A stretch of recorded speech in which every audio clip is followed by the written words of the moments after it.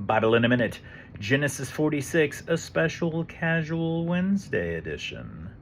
Genesis 46 is really the downhill slope of this big story, because the previous chapter was definitely the pinnacle, the climax of this story, where Joseph revealed himself to his brothers. Now everything is on the downhill slope in terms of like the story arc is concerned. We're wrapping up the story.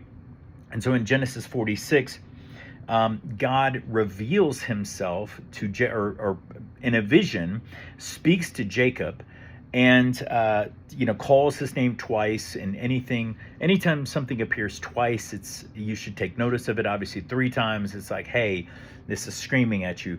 When Jesus was talking in the Gospels, he says, verily, verily, or truly, truly, or amen, amen, I say to you. And so he's saying, hey, this is important. Listen up. Well, that's what God does to Jacob. At the very beginning of the chapter, he says, Jacob, Jacob, and Jacob answers, here I am. And so God promises to he says, not only will I be with you when you go down in Egypt, I'll be with you in Egypt, but I will also bring you back here again after Joseph has closed your eyes. And so God is promising that he will see Joseph. Joseph will be there when Jacob passes away, and that God was going to bring him back. He was not going to remain. His body would not remain in Egypt, but actually be brought back to the land of Canaan. And so then Jacob leaves.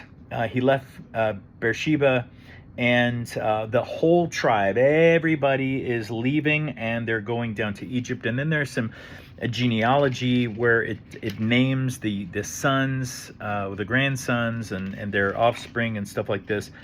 And so, sorry, I'm having trouble turning my page. Here we go.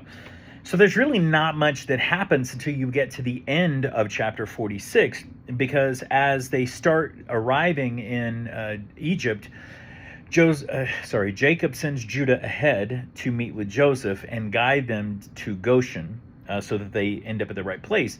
Then Joseph preps them, because they're going to meet Pharaoh. They're going to meet the king of all of Egypt. That Pharaoh has heard about Joseph's brothers, and obviously Joseph is near and dear to Pharaoh because he saved the nation and also enriched Pharaoh by the people selling everything they owned, and then ended up selling themselves to Pharaoh for food because the famine was so severe.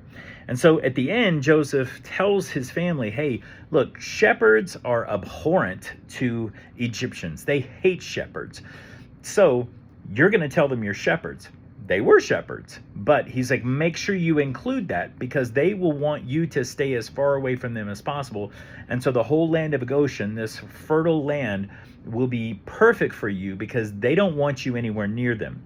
And that's what his brothers say. So again, it's very an anticlimactic chapter coming off of the climax in chapter 45. But this is Joseph setting up his family in the land of Egypt, which will set up the story of Exodus in the coming, after we finish Genesis. So that is Genesis 46. There it is.